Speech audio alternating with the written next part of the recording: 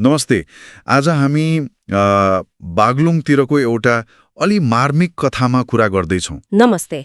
हो, बागलुङकी एकजना आमा दुर्गी थापा अनि उहाँकी छोरी खिमसराको बारेमा। ठ्याक्कै 64 वर्षकी आमा र मानसिक स्वास्थ्यको चुनौतीसँग जुधिरहेकी उहाँकी 26-27 वर्षकी छोरी। हाम्रो जानकारीको स्रोत चाहिँ नेपाल अपडेट युट्युब च्यानलको एउटा भिडियो सामग्री हो। र आज हामी यही भिडियोमा देखाइएको कुराहरूलाई अलिक गहिराइमा हेर्छौँ। खास गरी आमा छोरीको सङ्घर्ष, छोरीको अवस्था अनि समुदायबाट पाएको अलिकति सहयोगको कुरा। यो कथाले साँच्ची नै धेरै कुराहरू एकै ठाउँमा ल्याउँछ, जस्तो कि 64 वर्षकी दुर्गी थापा।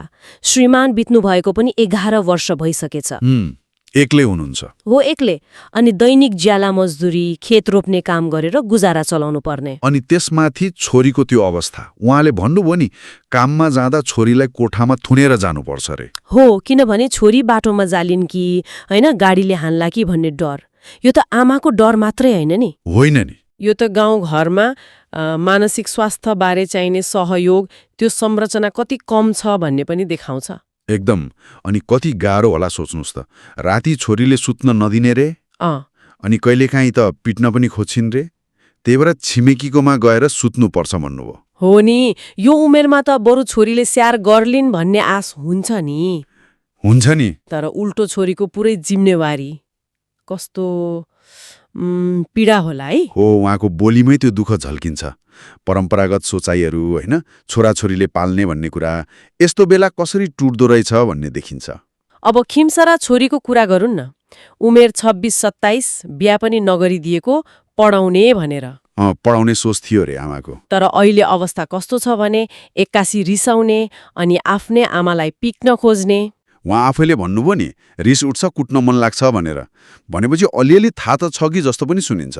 हो, त्यो आवेगबारे केही चेतना छ कि जस्तो, तर नियन्त्रण गर्न नसक्ने अवस्था। अनि त्यसमाथि त्यो सुर्ती, तमाखुको लत। त्यो त झन् कडा लत रहेछ। नपाए झर्किने, मान्छेहरूसँग मागेर खाने। हो, यसले अवस्था झन् जटिल बनायो। तर फेरि कुरा गर्दा हाँसिरहने पनि, गीत गाउने, जोगीको भेषमा भन्दै, यो अलि फरक पाटो पनि देखियो नि, होइन र? देखियो। अनि पुराना कुराहरू जस्तै स्कुलको नाम, साथीहरू, खाजा खाएको, यस्तो सम्झिने पनि। यो अलि विरोधाभास जस्तो भयो नि त। यसले के देखाउँछ? उपचार गर्यो भने ठिक हुने सम्भावना छ कि? हेर्नुस्, यस्तो कहिलेकाहीँ देखिने सामान्य व्यवहारले परिवारलाई आशा त जगाउँछ नै। हो। तर अलि होशियार हुनुपर्छ। मानसिक स्वास्थ्यका समस्याहरू निकै जटिल हुन्छन्। सुधारको बाटो लामो हुन सक्छ। अनि त्यो सुर्तीको लत, त्यो पनि हेर्नुपर्छ। त्यो पनि त छँदैछ। त्यो अवस्थाको लक्षण हो कि उहाँले आफ्नो बेचेनी कम गर्न खोज्नु भएको हो कि वा त्यसैले समस्या बढाएको हो, यो त राम्रोसँग जाँच गरेपछि मात्र थाहा हुन्छ। जुन गाउँघरमा सजिलो छैन। अनि यस्तो बेलामा बाहिरबाट अलिअलि सहयोग पनि भएको रहेछ। त्यो युट्युब टोलीले चामल, दाल, तेल, ग्यास चुलो, सिरक यस्तो कुराहरू लगेर दिएछन्। हो, त्यो आधारभूत आवश्यकतामा सहयोग भयो।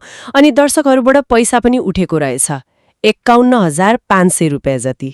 नामहरू पनि थिए, मधु गन्जावली, तारासिंह बुढाथोकी मगर, राधिका पोखरेल, अरू पनि व्यक्तिहरूले मनैदेखि सहयोग गरेको देखियो। हो, यो व्यक्तिगत पहल एकदमै राम्रो हो, सराहनीय छ। तत्काललाई राहत पनि दिन्छ।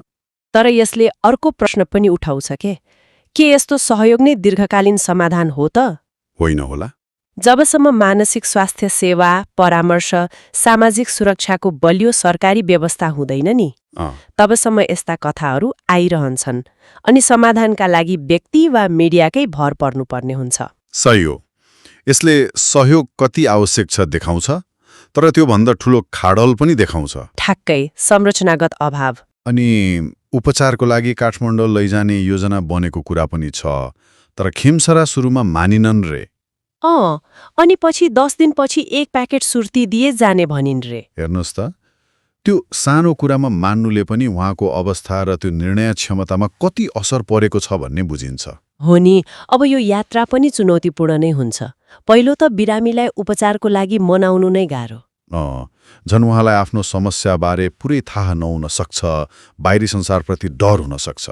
हो, अनि काठमाडौँमा उपचार पाए पनि त्यसलाई निरन्तरता दिने, घर फर्केपछिको वातावरण मिलाउने यो अर्को चुनौती।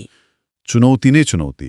आमाको आशा त ठूलो छ, छोरी निको होस् भन्ने, तर उपचार लामो प्रक्रिया हो। धैर्य चाहिन्छ, स्रोत चाहिन्छ, निरन्तर सहयोग चाहिन्छ। हो, भनेपछि समग्रमा हेर्दा यो एउटा परिवारको मात्र कथा होइन? होइन, यसमा गरिबी छ, स्वास्थ्य सेवाको अभाव छ, मानसिक स्वास्थ्यबारे समाजको बुझाइ कम छ, हेरचाह गर्ने मान्छेको बोझ छ, अनि फेरि मानवीय सहानुभूति पनि छ। धेरै कुरा जोडिएको छ। यो एउटा सानो झ्याल जस्तै हो जहाँबाट हामीले नेपालको गाउँतिर मानसिक स्वास्थ्यको मुद्दा कस्तो छ, के भइरहेछ वा के भइरहेको छैन भनेर हेर्न सक्छौं। दुर्गी थापाको एक्लो सङ्घर्ष, खिमसराको अनिश्चित भविष्य, यस्ता कथाहरूले व्यक्तिगत तहभन्दा माथि उठेर सोच्न बाध्य बनाउँछ। हो, नीतिगत तहमा नै। त्यसो भए अन्त्यमा सोच्नलाई एउटा प्रश्न छोडाउन त, के हामी यस्तै व्यक्तिगत सहयोगमा मात्रै भर पर्ने, कि मानसिक स्वास्थ्यलाई साँच्चीकै राष्ट्रिय प्राथमिकता बनाएर होइन सबै नागरिकले सम्मानजनक रूपमा सजिलोसँग सेवा पाउने गरी संरचना नै सुधार्न आवाज उठाउने? हो, यो प्रश्न निकै महत्त्वपूर्ण छ। हामी सबैले यसबारे सोच्नुपर्ने देखिन्छ।